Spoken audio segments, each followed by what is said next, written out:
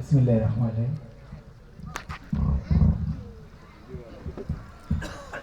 আমি Mohammad Touhiduzzaman, officer in charge Labanchhara থানা। আপনাদের মাঝে এসেছি একটা মাহফিল অনুষ্ঠান। সবাই কেমন আছেন? আলহামদুলিল্লাহ। মহান আল্লাহ পাক সবাইকে সুস্থ রাখবে। আমি যখন নতুন জয়েন করি তখন ওই মাঠে একটা ফুটবল টুর্নামেন্ট ছিল। তখনই আমি খেয়াল করলাম এই এলাকার যুব সমাজ এরা অন্যদিকে মনোনিবেশ না করে যে রাত্রিকালীন ফুটবল টুর্নামেন্ট একটা ভালো আয়োজন ছিল। আমি একটু টুকটাক খেলাধুলার ভিতরে থাকি। ওদের কিন্তু অনেক খরচ হয়েছে। রাত্রিকালীন যে ফুটবল টুর্নামেন্ট, ওখানে দিনের আলোর মতো ব্যবস্থা করে তারপর খেলা চালাইতে হয়েছে। তখনই আমি অবাক হয়েছি যে এই এলাকার যুব সমাজ কতটুকু কি করতে পারবে। তো আমি দেখলাম ওরা আমার কাছে গেছিল, আমাকে চিঠিও দিছে। আমি অনেক ব্যস্ত থাকার মাঝেও এসেছি। একটু ক্লান্ত লাগছিল, রোজা ছিলাম। পরে সাজুরা বলল, আমি বলছি যে ঠিক আছে, আমি অল্প সময়ে দিব, তবে একটু আসতেছি। তো এসে দেখলাম একটা গ্রামের মধ্যে এরকম আয়োজন, এবং মহিলাদের জন্য আলাদা প্যান্ডেল আছে।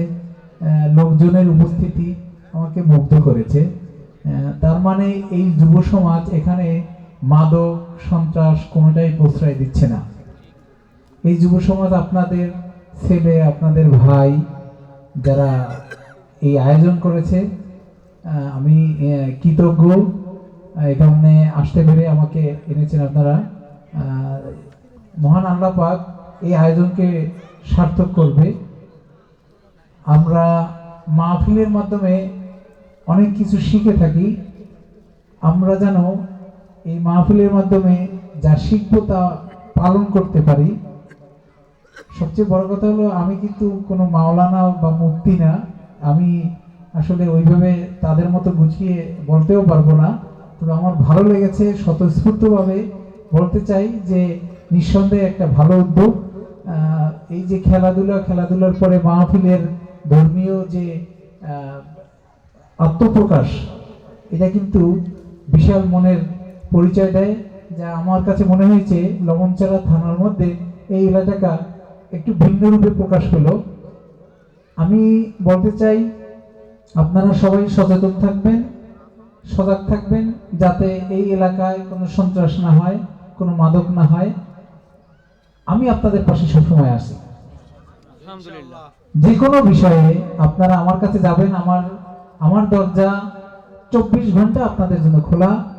কোনো দালাল ধরতে হবে না, কোনো মাধ্যম দিতে হবে না, সরাসরি আমার রুমে চলে আসবেন।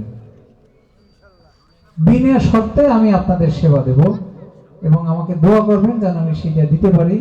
আমাদের দ্বারা কেউ যেন ক্ষতিগ্রস্ত না হয়। আর মহান আল্লাহ পাক এই আয়োজনকে সার্থক করুক, আপনাদের সবাইকে সুস্থ রাখুক, সেই প্রত্যাশা রেখে সবাইকে ধন্যবাদ জ্ঞাপন করছি। আল্লাহ হাফেজ।